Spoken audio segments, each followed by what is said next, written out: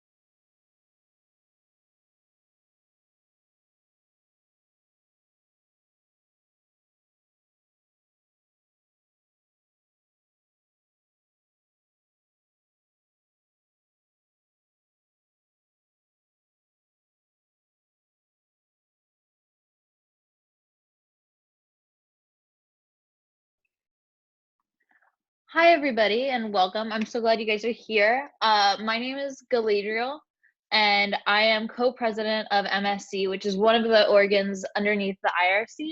And essentially, what we do in the MSC is we're in charge of kind of sharing the information about the IRC with all of the pre-frosh and making sure that everybody that might be interested in international relations has a chance to try out a lot of the different programs and find the right fit for them. And so I'm really excited that this worked out with the whole virtual toss situation that we have going on. And thank you guys so much for being here under these difficult circumstances. What we want to do today is we just want to share the IRC, or the International Relations Council, is like a really big organization, and then under it is a lot of, it's like a umbrella organization for a lot of really cool organizations. So we just kind of want to share all of that with you guys. Oscar? Hi, everybody. So my name's Oscar. I'm Galateral's co-president, also in charge of MSC, or Model Security Council. And we are really excited to have you guys here today. We're sorry for obviously the difficulty that everybody is in under quarantine. And we know that virtual Visitas is not the same as an actual Visitas. But we're going to try to give you the best kind of look at all that international relations has to offer at Harvard's campus, all the great programs we have, all the great different ways to get involved, whether it's through education or debate or staffing conferences or competing in conferences. And so we're basically just going to run down all of these great programs. And then at the end, we'll give you like sources to find out more information. We're going to be holding office hours with dozens of our members throughout the rest of the week, and we might have other programs later in the month. So this is our first event. We're really happy to have you here. And at the end, we hope there's going to be some time for questions. But if you can just hold your questions to the end, that'll be great. And me and Galadriel can stay on for a long time after to answer them. And without further ado, I'd like to pass the torch to the president of the IRC, our great leader and mentor, Pedro Farias. Pedro, all yours. Hi, everyone. Thank you all for joining. I'm so excited to get to virtually meet you all. I'm glad that we're able to share a little bit about the IRC, even though we were in these hard circumstances. I'm really, really excited for the fantastic futures that you guys will have at Harvard, and I'm especially excited to be able to share with you guys a little bit about the IRC.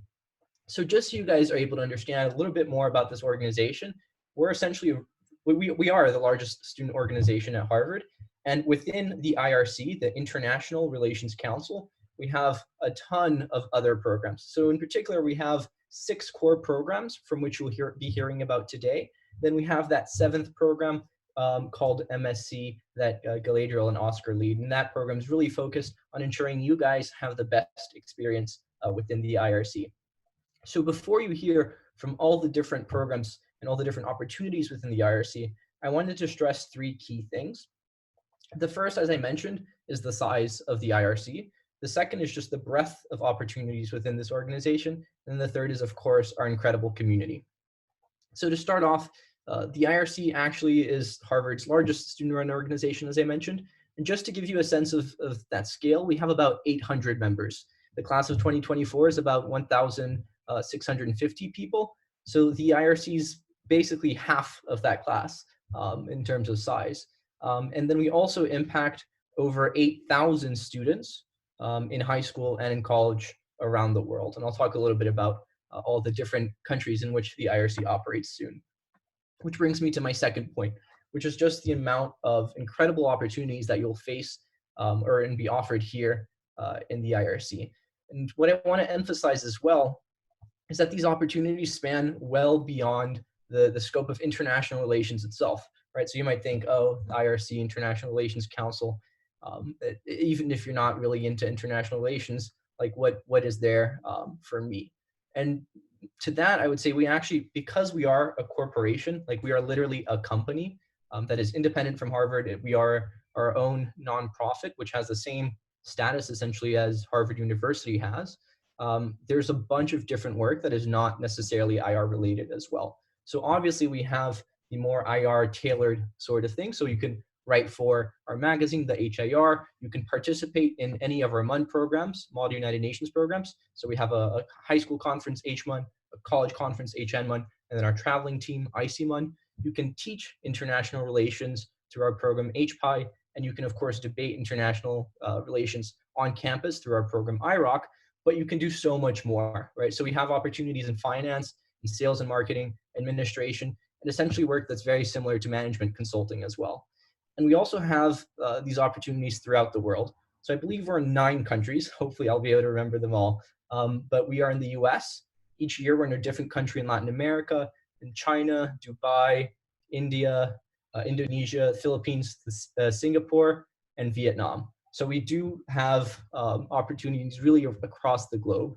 And I think that all of that is wonderful, but it ultimately wouldn't matter if it weren't for that third thing that I mentioned, which is our fantastic community. So the IRC, as I mentioned, is a huge organization, but it's a huge organization filled with people who really care, not only about the IRC, but their community at large. So really we have members from all around the world. I, for example, am speaking to you from my home in Brasilia, Brazil. and our group is just fantastically diverse. The IRC has truly transformed my time here at Harvard. I'm a senior, so I'm really excited to see everything that you guys will be doing over the next 4 years and see how you guys will be shaping the IRC as well. But I'm also so glad that we get to share a little bit about the IRC with you today. So with that, I'm not going to talk for any longer. I'm going to go ahead and pass it on to Grace Sullivan, who is the Secretary General, the leader of Harvard Model United Nations, our high school conference. Thank you, Pedro. Hello, I'm Grace. I'm the Secretary General for HMUN, which is the largest conference we run. Like Pedro mentioned, we do run several conferences, and I strongly encourage you to be part of all of them. But Harvard Model United Nations is a conference we hold every year in Boston. Can we look at the next slide, whoever's doing that? Awesome. So it also happens to be the world's largest Model United Nations conference in the history of the world. It was started 68 years ago as HMUN, but the concept for HMUN began before the actual United Nations with Model United League of Nations at Harvard before we even officially existed. It is a 4-day event each January, although sometimes it's January to February, for 4,000 plus high school delegates, and they come from all over the world. So when Pedro said we have physical programs in countries, in 9 specific countries, we also work with students and delegates from like every single country on earth almost. So our staff at HMUN is over 200 students, usually closer to 250, but each student will be in one of 9 organs. So those are a much smaller group of people you'll actually get closer to. And then in terms of substantive committees, we have 36 this year. So that's 36 different Model UN committees that you can be a part of. And so what's really great about HMUN is that it is for high school delegates. So you as a college student get to mentor and educate young people who are developing their leadership skills, and you get to share with them what you're learning at Harvard and through the International Relations Council. And there are lots of other great things about our program that we can talk about on the next slide. But the thing above all I wanted to mention was that it is no cost participation. So everything you do with HMUN is totally for free. Next slide. Thank you. So what will you do? So as a first year, you'll be an assistant director, which means you can do almost anything at the conference. So a lot of assistant directors help run committees. There are different kinds of committees. If you're interested in knowing, we have really big committees called General Assembly committees that are exactly like UN committees. Then we have much smaller committees, which are specialized agencies committees, where like delegates are in crisis mode, responding to crisis breaks that we as staff put on for them, where they simulate things like pirate confederations, gangs in Shanghai in 1920, and everything in between. And then we have economic and social councils and regional bodies, which are basically somewhere in between those two. But you as an assistant director participate in the creation of those committees. And then at conference, you would be there in the room answering delegates' questions, taking notes on them, judging them, and helping your directors, basically. And then on the completely other side of conference, we have administration, business, comptroller, operations organs, where you facilitate the administrative side of conference. So this is exactly what Pedro was talking about when he said you don't have to be interested in international relations to join the International Relations Council. If you join one of these organs, you definitely get all the benefits of working at a Model United Nations conference and helping our educational mission to those high schoolers, but you get to do so using other skills that you may have. So those skills could be selling merchandise, soliciting corporate sponsors, dealing with the budget, tech skills, graphic design, all sorts of things. And if you don't think you already have those skills, you'll definitely learn them if you join HMUN. But I also want you to know that obviously you won't be a first year forever. So after your first year, you can have so many other opportunities in HMUN. So a lot of people go on to direct their own committee, which means you write the background guide for the committee, which is often like a 50 to 60 page document about a topic that you're passionate about in international relations or in history or really anything in that field that a realistic United Nations simulation could entail. You can also direct one of those other organs I mentioned on the executive side of conference. And then I think most excitingly, you can direct a committee in China, India, or Dubai. Plus, as I believe Catherine will talk about later, you can also go to HN1 LA, which is our sister conference, HN1's International Conference. So these travel opportunities are totally free to you. The no cost participation element of H1 and of the IRC in general travels with you. You get to stay in really great hotels. You get to have so much fun with your friends. Like for H1 China, we went to the Great Wall. We went to Tiananmen Square. In India, they went to a beach resort last year. All kinds of great things. And then you get to eat great food, stay in great hotels, all for free. And at those conferences, you also get to meet really cool delegates from all over the world as well. But in addition to that, you can also get a higher level of leadership pretty early on in H1. So after your first year, you can apply to be on the Secretariat, which is the group of people who run the conference. So that's the group of 9 people who run those 9 organs I mentioned. And those are sort of like the higher level of leadership than just directors and assistant directors. And then after a few years in the program, you too could be the Secretary General, or alternatively, you could be an assistant director for 4 years. You don't have to advance. You can just keep doing whatever you love in each one. Okay, so why join us? I think there are a lot of reasons.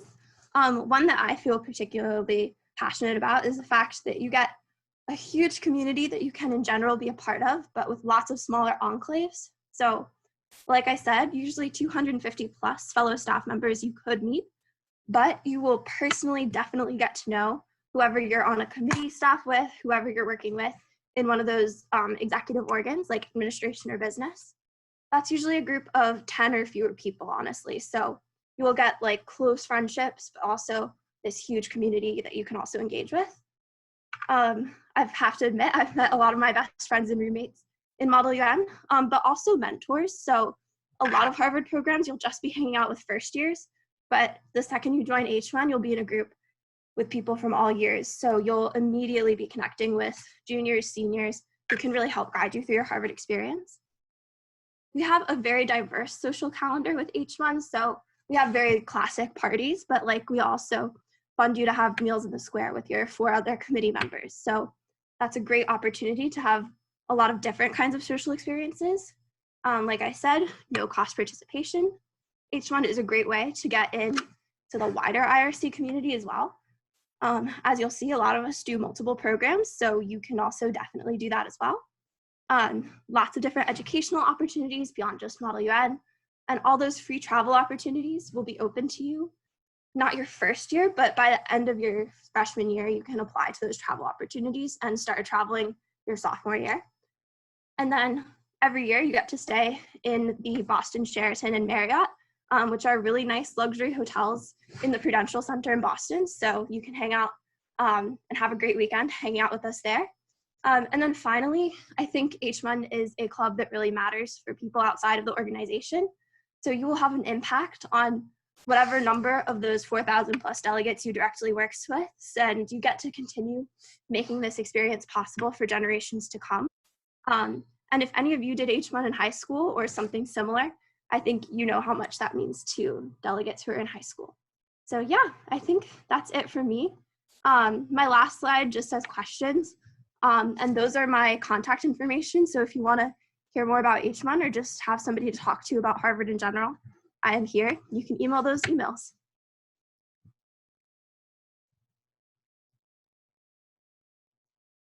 And now we'll go to HN1 with Catherine. Yeah, hi guys. So there's going to be a lot of overlap in these presentations. My name is Catherine Lempress. I'm the Secretary General of HN1, Harvard National Model United Nations, and it's H1's sister conference for college students.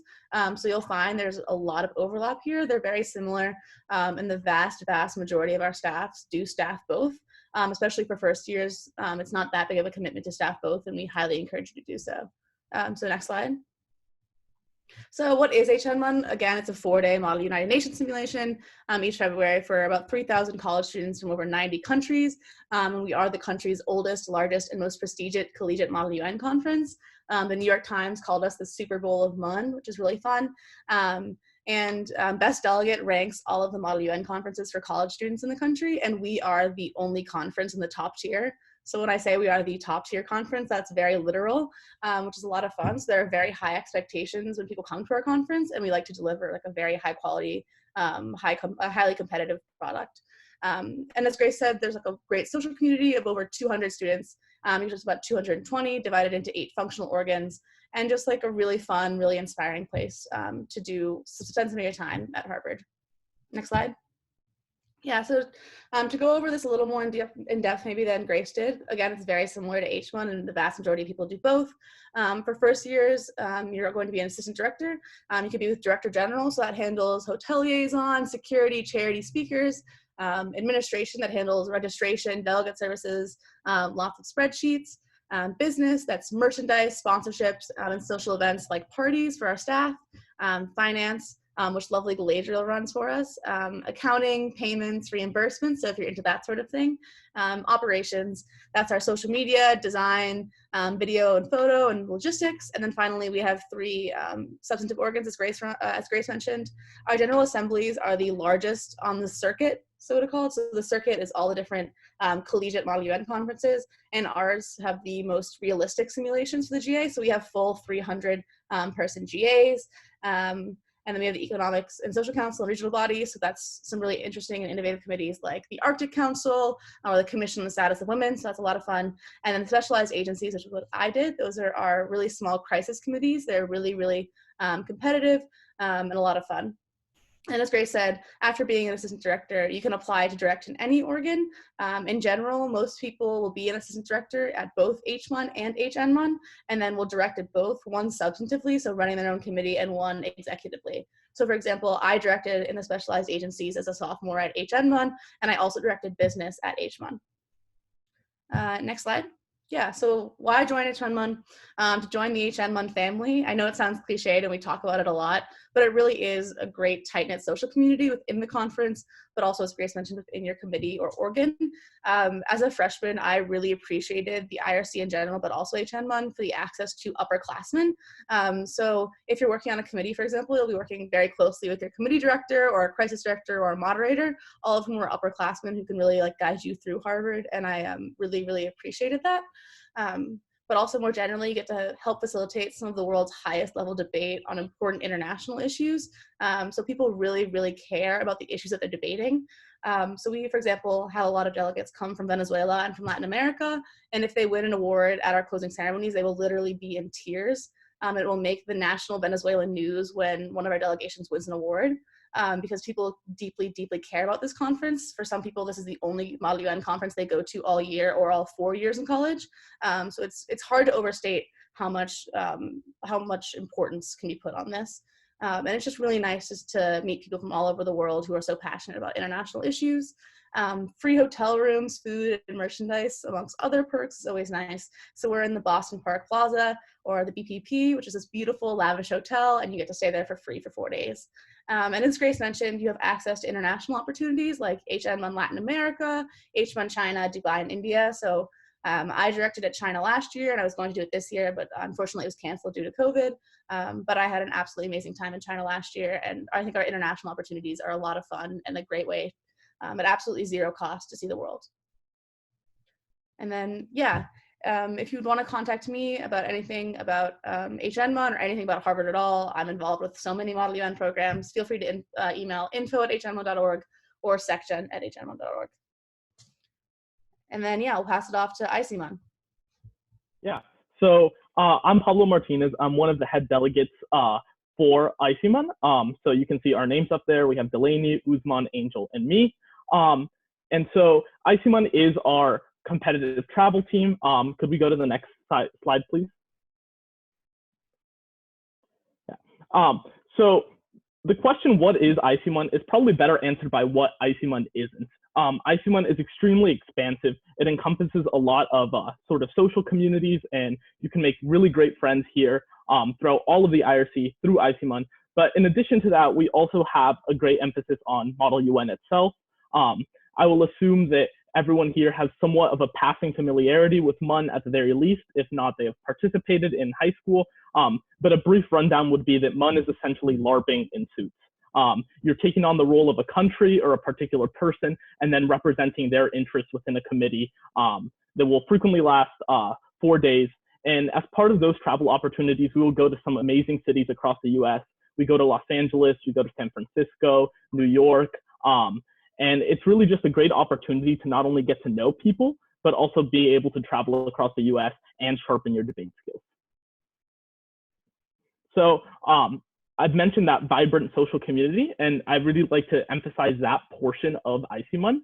A lot of people here, even the people that have spoken to you so far, are ICMUN members and have gotten to know each other through ICMUN.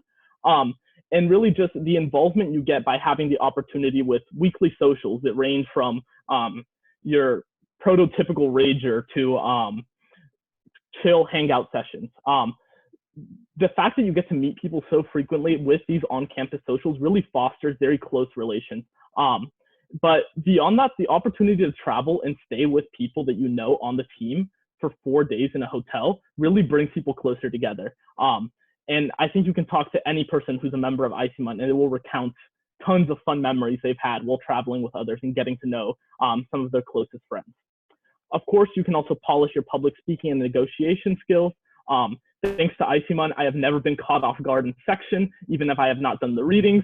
And ICMUN really does a good job of teaching you sort of interdisciplinary public speaking skills that you can apply to all facets of your life. There's, of course, a zero cost to travel. ICMUN covers the cost for everything, the hotel, transportation. We give reimbursements for food. So it should be zero cost for you to travel to ICMUN, to any ICMUN conference. Of course, we also have a very strong and diverse cultural network. Many of our members and delegates are from all across the world. We have many diverse perspectives here. And you really get a chance to get to talk with these people and really grow, not only ideologically, but also socially. You get to learn a lot of interesting things and of course, meet a lot of interesting people. And our final note would be ICMUN works very closely with the various conferences. We very much try to encourage all our members to join the conferences and either participate in an executive branch or a substantive branch, which would be running a committee. And so ICMUN really gives you an ideal preparation for that because you get to see firsthand what a good committee looks like and then apply that to running your own committee. Yeah, and so here are some pictures. The upper left picture is from Lawman, which is in UCLA. The bottom right picture is from UpMonk, which is in UPenn.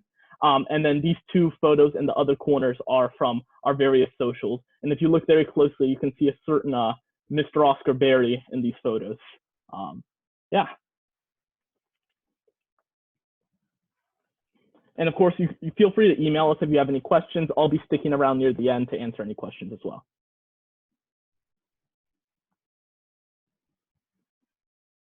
Okay, hi everyone. My name is Paul. I am one of the editors-in-chief of the Harvard International Review, or the HIR.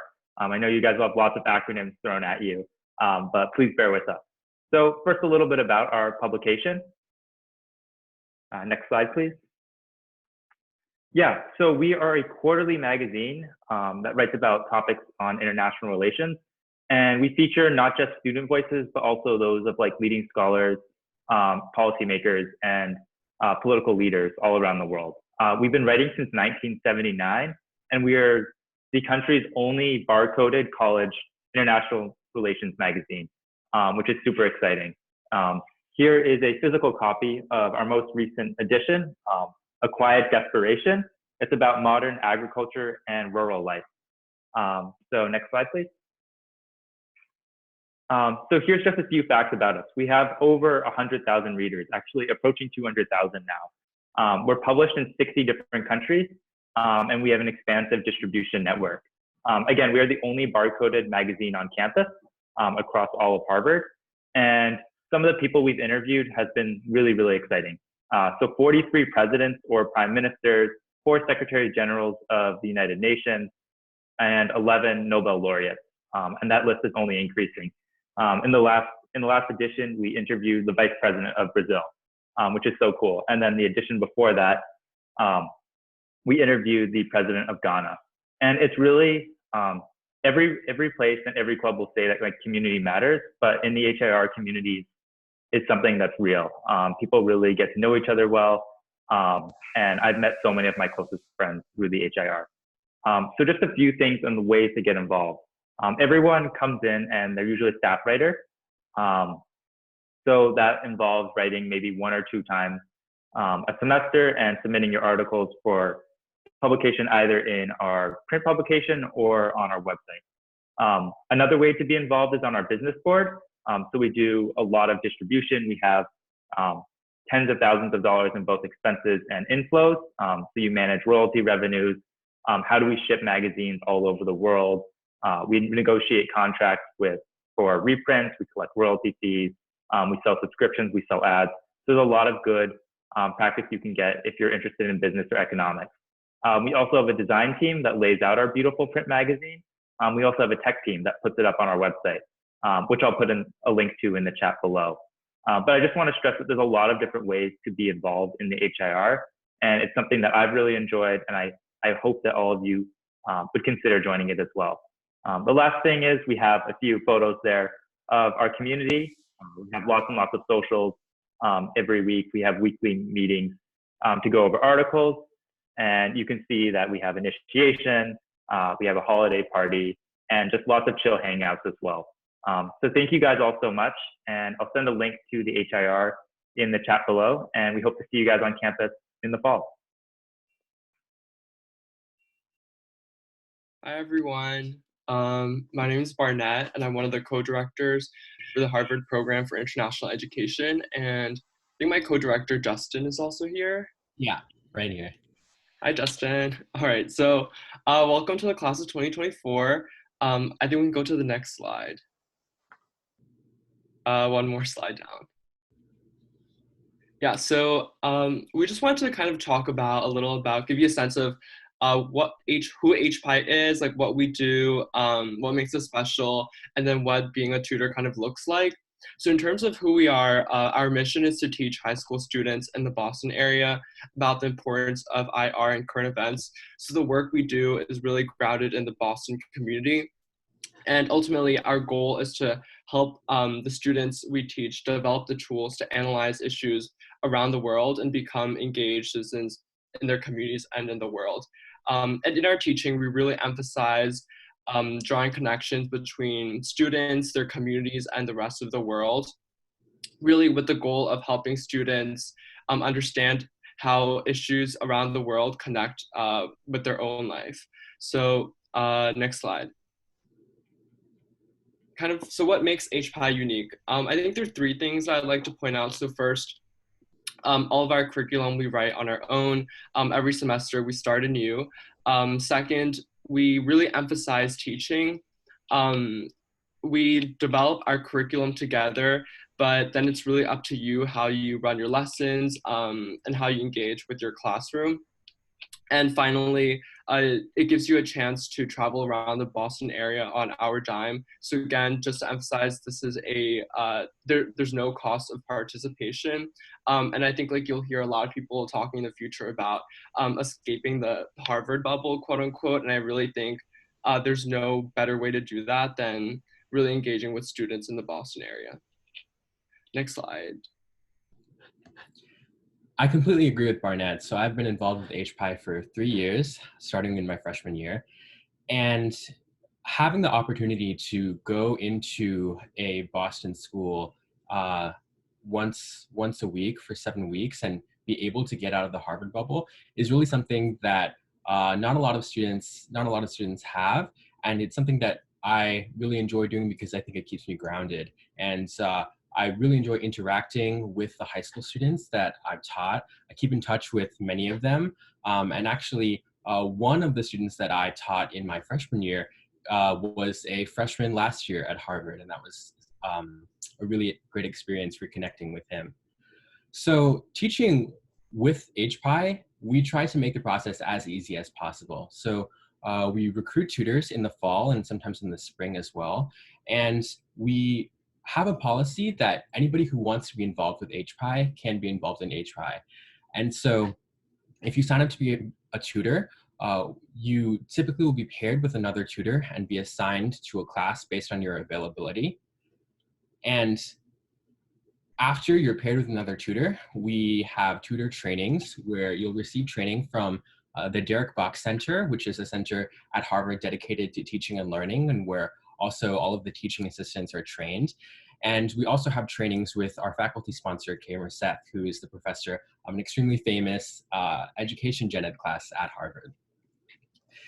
After you receive training, you'll start actually teaching in your classes. Again, as Barnett said, all of your expenses are covered by us. And if you have to miss a meal because of travel or because of tutoring, we also cover that as well. And so you teach one class with a tutor pair every single week for 5 to 7 weeks. And at the end of the semester, we bring all of our HPI students to campus for a conference where we run simulations based on the curriculum topic for that year. So in the past, when we've done curriculum on elections, we've had simulated elections, where when we had curriculum on protests, we actually had a really interesting simulation with different protest groups who were lobbying their governments for change. And so we bring all of our students to campus to participate in this culminating simulation where all of our tutors and all of our students get together, and we also invite speakers who are relevant to the curriculum for that year to come and talk. And so at the end of each semester, we hold a conference. In the transition between fall and spring semesters, when H1 is happening, we are actually very, very fortunate to be able to take a delegation of about 20 HPI students who typically wouldn't otherwise be able to attend H1 to go. And we waive all costs for them and cover all of the costs for their travel and for their food. Okay. Next slide. All right, so HPI is an extremely tight-knit community. We have several different events throughout the year to bond over our experiences in the classroom, and I think I've made so many friends through HPI, and I'm sad to see many of the seniors this year graduate, but I'm extremely excited to be leading HPI again this year with Barnett, and I really hope that if you're interested in education and you're interested in working with high school students, that you consider teaching with us. And if you have any questions, feel free to email hpi@harvardirc.org. You can also go to our website or check out our Instagram.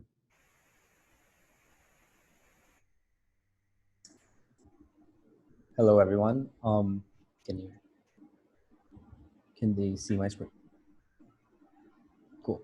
My name is Asmir Safi. I'm the co-president of IROC along with Jonathan Jang.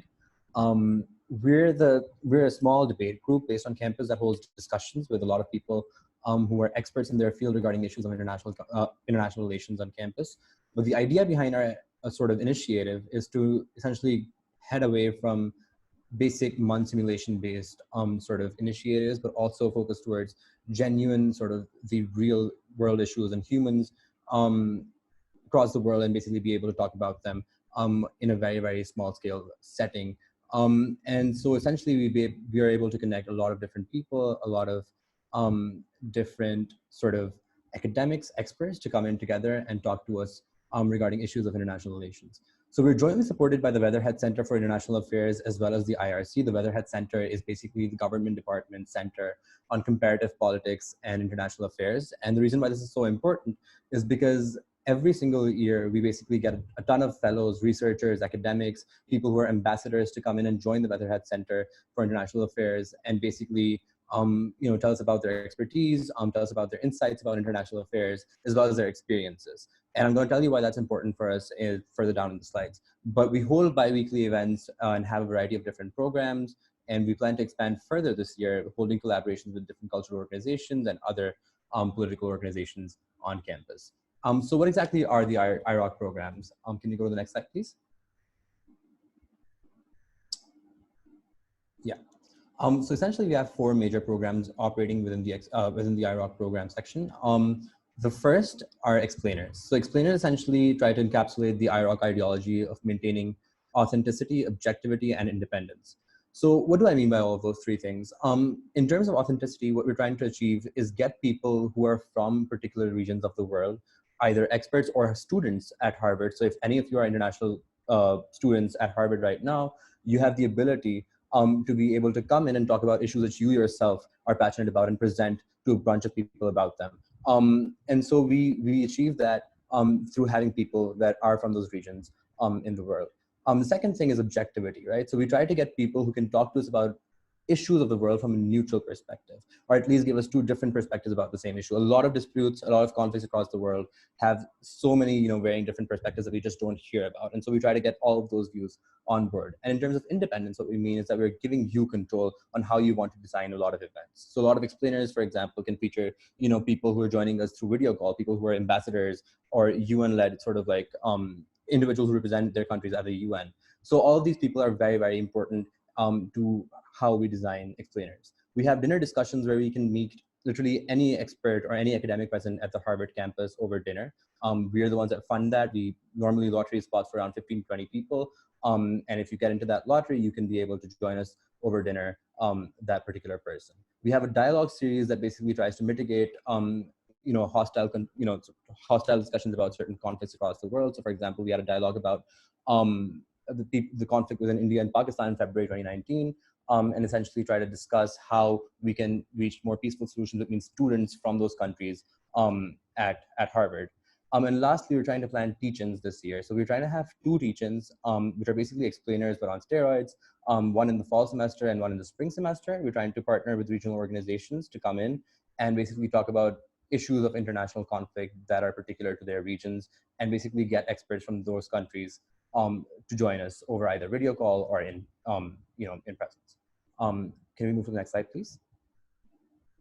Right. So why join particularly for first years? We have a variety of positions available for first years, including assistant directors for any of the programs that we're trying to host, as well as member at large positions that have more of a generalized job description, but at the same time have the ability to use our platform to host events about issues that they are passionate about or experts they want to meet. Essentially, we want you to bring us ideas and we're going to help you actualize them or execute them in whatever manner that you want them to. Second thing, we have a lot of international students that are present within our organization that are very, very passionate about issues that are from their region. And it gives you a lot of unique sort of non-media centric views that you would otherwise have not been able to get. And I've been able to meet a lot of my best friends through that particular interaction, through debates, through discussions about issues that I otherwise would not have been able to have, had I not been introduced to them through IROC. And the one major thing that we also emphasize is the ability for you to be able to meet experts in academics that you otherwise would not have been able to.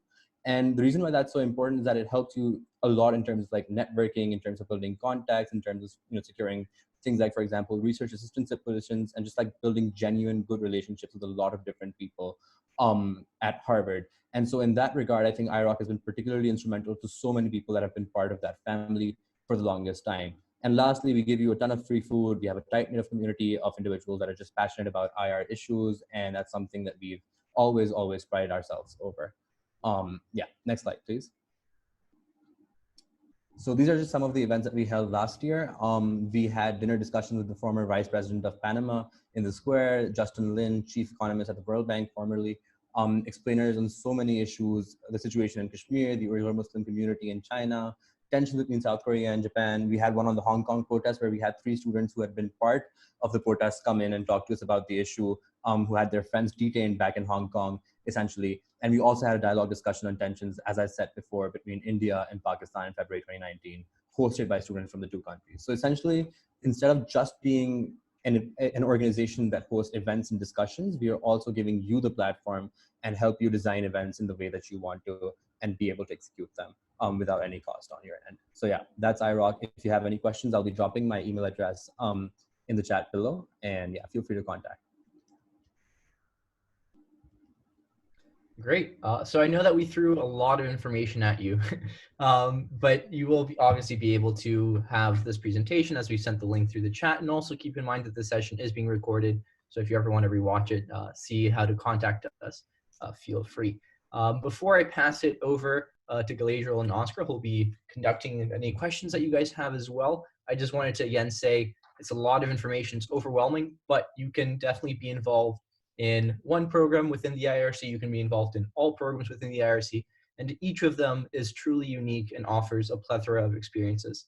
So over my 4 years, I've actually had the opportunity to participate in events across all 6 of our programs, and have traveled to all but one of our travel opportunities. So it is possible for you to be incredibly involved if you would like, but then we also have a bunch of members who either have a specific program that they really like to do, or they try a bunch of different programs at different times, and all of these are options for you. You can create your own IRC adventure as you decide what you want from your college career and your time at Harvard, and you can of course always participate in any of our events at no cost to you. And we're so excited to see you in the IRC community and to welcome you to Harvard for the class of 2024. So with that, I'll pass it on to the MSc co-presidents, Oscar and Galadriel. Thank you, Pedro, and thank you to all of our wonderful program heads for all the work you guys did putting together this presentation and making sure we could do this. If anybody has any questions, Oscar and I at least will be staying on for a couple minutes to answer any of those. And we're also planning on holding office hours with various members from lots of different programs in the IRC. So keep an eye out for those throughout the next week or 2 weeks, because we really want to give as many opportunities as possible to just let you talk to people, ask any questions you might have about Harvard or the IRC or whatever you might be needing to know. So thank you guys. So if anybody has any questions, you could just send them in the chat, or you can just raise your hand. And if not, obviously there are going to be plenty of other ways to answer them. But it seems like we have a really good one already, and I can answer this. Someone asked, is there a specific comp process for the IRC as a whole or for different programs? So we want to stress that while the IRC is kind of the umbrella organization for all these different programs, again, they're all unique in their own different ways, and there are various different opportunities. And so the way it works is that the comp process, just to give a brief description, is the process for applying for a club at Harvard. Some of these comp processes are totally open, which means you just have to fill out a set of requirements and you'll be let in. Some of them are a bit more competitive, but no matter if they're open or competitive, every program in the IRC strives to make sure that as many people that want to participate can participate. And so for the IRC programs, the comps are all individual. So you'll either comp ICMON, for example, or you'll comp the HIR, or you'll comp HPI. There's nothing preventing you from comping all of them at the same time, but it's a different process for each, just because each of the programs are obviously special in their own right. And we would really want to make sure that people are kind of are really applying to one specific program. But again, apply to as many as you want. They're all awesome. Awesome. So it looks like we have another question from Alex, which is, what are some differences in your opinion between high school and college MUN? I'm going to start off with this question. I was not actually involved in MUN in high school. It wasn't something offered at my school. And so I just want to let you guys know, like, if anybody doesn't have any experience in MUN, that's totally fine, because you can join the IRC with no prior experience and still have lots of opportunities to get involved. But I don't know if somebody else that does have high school experience might want to answer that specific question. I can jump in on that question. So I would say that there's a lot of similarities between high school and college MUN in the sense that procedure is sort of the same. If you know parliamentary procedure, it's not going to change. But the kind of meta around it changes a lot. So in high school, you usually have power dells who are like dominating certain committees, and it's very hard to compete against those people because they're very loud and aggressive. In the college circuit, that simply does not fly. People understand the sort of meta, and they know if everyone just ignores the loud, aggressive power dell, they're not going to win. So really what the college meta in MUN is about, it's about being nice to people. It's about getting people to work with you. It's about garnering the attention of the room in a positive way, and not through just kind of strong-arming your way through the committee. I think one thing I'll add as well, also tying into the next question that we have, which is about experience. none of our programs require experience in anything. So it doesn't matter whether you have Model UN experience and you want to join a Model UN program or any of our other programs. It doesn't matter if you've never done international relations or been in an international relations extracurricular activity. All of our programs and all of the functions within our programs, so even the ones in finance administration, the consulting types of like strategy work that we do, none of those require experience whatsoever. And everything at the IRC, you can start off in literally any program without ever having had exposure to this before. And I think that's one of the great things. Not only is it no cost to you, it's no prerequisites at all as well. So it's all literally open for you to explore. Yeah, and just to go back a little bit to bridge to a previous question, while some programs do have a competitive element to their comp processes, both HN1 and H1, our conferences that we host in Boston, have no like competitive element at all. It's not a comp process for freshmen, it's an application where we more place you where you would fit and based on your interests and skills. So while there are some more competitive elements for freshmen, the 2 conferences in Boston are totally open, and we're always happy to have more people helping out. Yeah, and no matter the kind of specifics of the comp process, I think every program in the IRC wants people to apply, and we want people who are motivated and excited. And a lot of the things that you're going to be doing in these programs is something that we try to teach you. So most of our programs will have kind of training elements or introductory elements. So don't be afraid to apply or comp at all, no matter how difficult or intimidating it might seem. And I know some of them really do.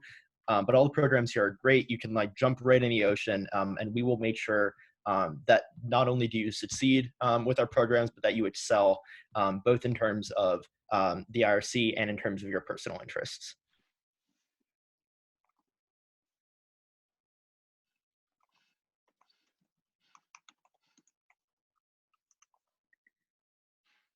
Can I ask a question real quick? Yeah, of course. So in some of the programs you mentioned, like there's like an administration component or like a finance component that you can work in. So when you're comping one of these programs, do you comp the program first and then you go into whichever aspect you want to go into, or do you comp like a specific aspect of the program first? Answer this one. So H1 and HN1 are the main ones with administration and finance and all these many components. So the application is like usually a Qualtrics survey, if you know what that is. And you just sort of rank the things you're interested in and write very briefly why you're interested in those things. So you don't comp them separately. We just sort of place you separately depending on your interests. And then you will also get interviewed, but those interviews are more just to get to know you and your interests. So whatever you're interested in doing, you can do pretty easily. And because you rank different things, you're pretty much guaranteed a spot. So no matter if you don't get your first choice, if your first choice is administration, you'll get your second choice finance, and you're all set. Thank you. I can address the question about additional opportunities as well. So there's a question about other opportunities on the IRC website. So there's an opportunities tab, and when you click there, you'll see a few different IRC opportunities that build on the programs that we have. So in addition to all the programs that we've talked about, the IRC, as I mentioned, is a corporation, so we have a lot of things going on. One of those things is that we provide summer grants for our members as well. So at the beginning of every summer, this year, like in this case, it's going to be coming out in the next 2 weeks probably, we offer $10,000 in grants for students. And so that is basically just free money that the IRC will give based on the work that our members are doing around the world. And then we also have a bunch of other summer opportunities. So for example, we have a summer opportunity in China, which is part of H1 called H1 Pegasus. It's a teaching opportunity in China. We have a similar opportunity in Southeast Asia. That's where you would be teaching Model UN for high school and college students in either Indonesia, Vietnam, Philippines, or Singapore. And then we have a bunch of other things. So we have fellowships that are exclusive for members for the IRC. So in this case, so in this year, for example, we're working with the Human Rights Foundation, and we have fellowships with several human rights advocates around the world. We have something called the Oslo program, which again is with the Human Rights Foundation. Those members who participate in the Oslo program later get a trip to Norway to participate in the Oslo Freedom Forum. We organized a Freedom Forum here as well with the HRF, and we have just a bunch of other opportunities that we connect our members with as well. So those are opportunities usually focused either towards the summer or sometimes towards the winter term called J term as well. But really we have a plethora of opportunities beyond the programs themselves.